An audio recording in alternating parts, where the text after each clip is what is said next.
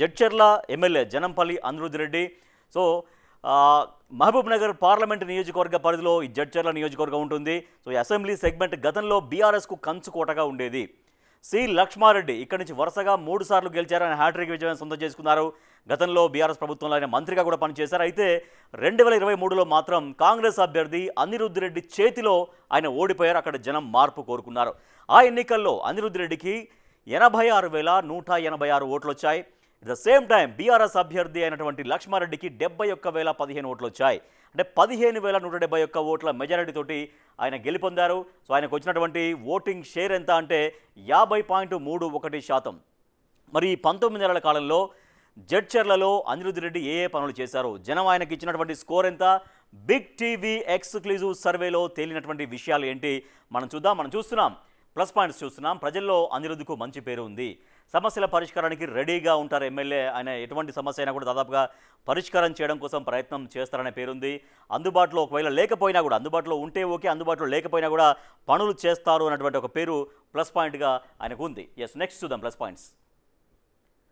గతం ప్రస్తుత పనులతో గుర్తింపు. గతంలో అంటే గతంలో శాంక్షన్ అయినటువంటి పనులు ఏవైతే ఉన్నాయో అవి, తర్వాత ఇప్పుడు ప్రస్తుత పనులతో పర్వాలేదనేటువంటి ఒక గుర్తింపు అయితే తెచ్చుకున్నారు. అలాగే నిధులు రాబట్టడం కోసం ప్రయత్నాలు చేస్తున్నారు. ఆ నియోజకవర్గాన్ని డెవలప్ చేయడం కోసం ఆయన పర్సీవ్ చేస్తుంటారు, నిధుల కోసం ప్రయత్నాలు చేస్తుంటారనే ప్లస్ పాయింట్ ఉంది. ఎమ్మెల్యే పని చేస్తారన్న జనంలో గట్టి నమ్మకం ఉంది. సో ఎమ్మెల్యే ఎటువంటి పనైనా చేయగలుగుతారు, ఆ నియోజకవర్గాన్ని డెవలప్ చేయగలుగుతారన్నటువంటి ఒక విశ్వాసం మాత్రం ఆయన పాదుకొల్పగలిగారు జనంలో. ప్లస్ పాయింట్స్ నెక్స్ట్ చూద్దాం. క్యాడర్లో అనిరుద్ రెడ్డికి ఫాలోయింగ్ ఉంది. కార్యకర్తల బాగోగులు చూస్తారనే టాక్ ఉంది. లీడర్ క్యాడర్ టీం వర్క్ లాగా పనులు. ఇటు ఎమ్మెల్యేగా ప్రజలకి సర్వీస్ చేస్తున్నారు, అట్ ద సేమ్ టైం పార్టీని కూడా కాపాడుకుంటారు, క్యాడర్ని కూడా కాపాడుకుంటారు. లీడర్ క్యాడర్ ఒక టీం లాగా, అంటే ఇద్దరి మధ్యలో సమన్వయం ఉండి పనులు చేస్తుంటారనేటువంటి ప్లస్ పాయింట్ ఉంది. నెక్స్ట్, గతేడాది జూలైలో అభివృద్ధి ప్రణాళిక ఒకటి ప్రకటించడం అనేది కూడా ప్లస్ పాయింట్గా మారింది. అలాగే national highway number 44, national highway number 167 ring road పైన ఫోకస్ పెట్టడం కూడా ఒక ప్లస్ పాయింట్గా మారింది. సో అవి రెండు కనుక మరింతగా అందుబాటులోకి వస్తే ఇంకా రవాణాకు చాలా ఈజీగా అవుతుంది. అలాగే ఫుడ్ ప్రాసెసింగ్, ఐటీ పరిశ్రమల కోసం చొరవ చూపిస్తున్నారు. అక్కడ పరిశ్రమలకి కొంచెం అనుకూలమైనటువంటి నియోజకవర్గం అది. సో దాన్ని ఐటీ పరిశ్రమలు అక్కడ కనుక ఏర్పాటు చేయగలిగితే అక్కడ మరింత యువతకి ఉద్యోగ అవకాశాలు కల్పించేటువంటి ఆలోచన కూడా చేయడం అనేది ప్లస్ పాయింట్స్గా మనకు కనిపిస్తున్నాయి. నెక్స్ట్,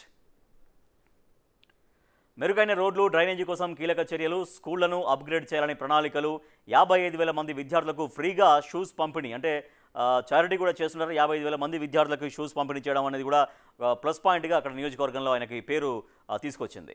స్కూళ్లకు డిజిటల్ బోధనా సామాగ్రి అందజేత. ఉదండాపూర్ R&Rలో కొత్త రోడ్డు పనులకు శంకుస్థాపన. స్కూళ్ళకి డిజిటల్ బోధనా సామాగ్రి అందజేయడం వల్ల అక్కడ సౌకర్యాలు మెరుగుపరిచేటువంటి అవకాశం ఉంటుంది. దాన్ని కూడా ప్లస్ పాయింట్గా మారింది. అలాగే ఉదండాపూర్ R&Rలో కొత్త రోడ్డు పనులకు శంకుస్థాపన. ఉదండాపూర్ అనేది జలాశయం, అక్కడ అది పాలమూరు రంగారెడ్డి లిఫ్ట్ ఇరిగేషన్ స్కీమ్లో ఒక భాగం. ఉదండాపూర్ జలాశయం అది 15.91 TMCల సామర్థ్యం ఉంటుంది దానికి. సో దాంతో ఎఫెక్ట్ అయినటువంటి గ్రామాల కోసం, గ్రామ ప్రజల కోసం R&Rలో కొత్త రోడ్డు పనులకు శంకుస్థాపన చేయడం అనేది కూడా ఆయనకు ప్లస్ పాయింట్గా మనకు కనిపిస్తుంది. నెక్స్ట్, జడ్చర్లలో పరిశ్రమల కాలుష్యంపై పోరాటం. జడ్చర్ల మున్సిపల్ చైర్మన్ కాంగ్రెస్లో చేరడం కూడా కలిసి వచ్చింది. జడ్చర్ల మున్సిపల్ చైర్మన్ అనేది ఏకంగా పార్టీ మరి కాంగ్రెస్లోకి రావడం అనేది కూడా ఆయన కలిసి వచ్చింది. అలాగే జడ్చర్లలో పరిశ్రమల పైన కాలుష్యం పైన పోరాటం చేయడం అనేది కూడా ఆయనకు ప్లస్ పాయింట్స్గా మారినాయి. నెక్స్ట్, ఎస్, మైనస్ పాయింట్ ఏంటి చూద్దాం. ప్లస్ పాయింట్స్ చూసాం అనిరుద్ రెడ్డికి సంబంధించినటువంటి plus points. Minus points, big టీవీతో మైనస్ పాయింట్స్ ఏం చెప్పారు? ఉదండాపూర్ బాధితులకు పరిహారం ఏది? 25 లక్షల పరిహారం ఇప్పిస్తామని గతంలో హామీ ఇచ్చారు. ఫామ్ హౌస్లో secret meeting effect. So sir ముందు వాటి గురించి మనం చూద్దాం. ఉదండాపూర్ అనేది ఇందాక మనం మాట్లాడుకున్నట్టుగా పాలమూరు రంగారెడ్డి లిఫ్ట్ ఇరిగేషన్ స్కీమ్లో అదొక భాగం. సో ఆ జలాశయానికి సంబంధించినటువంటి ఎఫెక్ట్ అయిన గ్రామాలు కొన్ని ఉన్నాయి. అది ఉదండాపూర్ గ్రామము, తర్వాత వల్లూరు గ్రామం, కొన్ని తండాలన్నీ కూడా ఎఫెక్ట్ అయినాయి. సో వాళ్ళకి పరిహారం ఇప్పిస్తా ఉన్నారు. అది ఆ హామీ అది కంప్లీట్ చేస్తామన్నారు. ఆ హామీ అలాగే ఉంది. ఎవరికి 25 లక్షల పరిహారం ఇప్పిస్తారని హామీ ఇచ్చారు. ఆ 25 లక్షలకు సంబంధించినంత వరకు కొంచెం అది పని ఎక్కడెక్కడ ఆగిపోవడం అనేది మైనస్ పాయింట్గా మారింది. ఇక ఫామ్ హౌస్లో సీక్రెట్ మీటింగ్ ఎఫెక్ట్. సో ఇటీవల కొద్ది కాలం కింద ఆయన ఫామ్ హౌస్లో కొంతమంది ఎమ్మెల్యేలతో సమావేశం కావడం కూడా కాంగ్రెస్ పార్టీగా కొంచెం తీవ్రంగానే పరిగణించింది. సో ఇవన్నీ కొన్ని మైనస్ పాయింట్స్గా కనిపిస్తున్నాయి. నెక్స్ట్, కొల్లూరును మండలంగా చేయకపోవడం. కొల్లూరు మండలంగా చేయాలనేది అక్కడ వాసులు ప్రధానంగా చేస్తున్నటువంటి డిమాండ్. సో అది మాత్రం మండలం కాకపోవడం అనేది కూడా మైనస్. ముందుకు పడని జడ్చర్ల రెవెన్యూ డివిజన్ హామీ. అధికారంలోకి వస్తే జడ్చర్లను రెవెన్యూ డివిజన్గా చేస్తామన్నటువంటి హామీ ఉంది, అది కూడా పక్కకు పోయింది. జడ్చర్ల కంటే తెలుగు రాష్ట్రాల సమస్యలపైన మాట్లాడడం. సో ఎమ్మెల్యే జడ్చర్ల గురించి మాట్లాడదు, కానీ లేనిపోని రాజకీయాలని కూడా మాట్లాడుతుంటారు, ఇతర వ్యవహారాలలో మాట్లాడుతుంటారని కూడా మైనస్ పాయింట్గా మనకు కనిపిస్తుంది. నెక్స్ట్, అనిరుద్ధ్ రెడ్డి దగ్గర నుంచి ఆ నియోజకవర్గ జనం ఏం కోరుకుంటున్నారు? జనం కోరుకుంటుంది ఏంటి?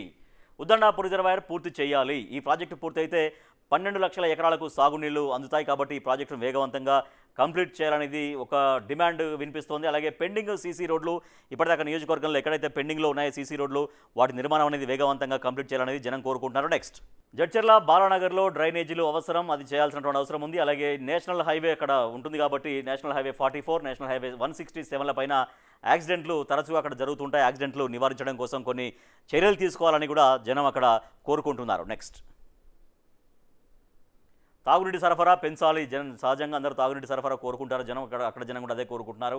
కొన్ని ప్రాంతాల్లో వారానికి ఒకసారి మిషన్ భగీరథ నీళ్ళు వస్తున్నాయి, వాటిని కొంచెం వాటిని డెవలప్ చేయాలి. డెవలప్ మీన్స్ అంటే ఎక్కువగా ఫ్రీక్వెంట్గా వచ్చేటువంటి ప్రయత్నం చేయాలి, చొరవ చూపాలని కూడా జనం కోరుకుంటున్నారు. నెక్స్ట్, ఎస్, మనం అనిరుద్ధ్ రెడ్డికి సంబంధించినటువంటి ప్లస్ పాయింట్స్ బిగ్ టీవీతో అక్కడ జనం ఏం చెప్పారో చూసాం. ప్లస్ పాయింట్స్ చూసాము, మైనస్ పాయింట్స్ చూసాము, అలాగే జనం ఏం కోరుకుంటున్నారో చూసాం. సో అక్కడి జనం, జడ్చర్ల నియోజకవర్గ జనం వాళ్ళ ఎమ్మెల్యే అయినటువంటి అనిరుద్ధ్ రెడ్డికి ఎంత స్కోర్ ఇచ్చారు ఒకసారి చూద్దాం. చూస్తున్నాం స్క్రీన్ పైన. అనుకూలం 61%, చాలా ఎక్కువనే మనకు కనిపిస్తోంది. వ్యతిరేకం 14%, తక్కువగానే ఉంది. తటస్థం 25%. సో అనుకూలం అనేది చాలా వరకు ఎక్కువగా ఉంది. 61% అంటే చాలా ఎక్కువగా ఉన్నట్టు, అనుకూలంగా ఎక్కువగా ఉన్నట్టు చెప్పుకోవచ్చు.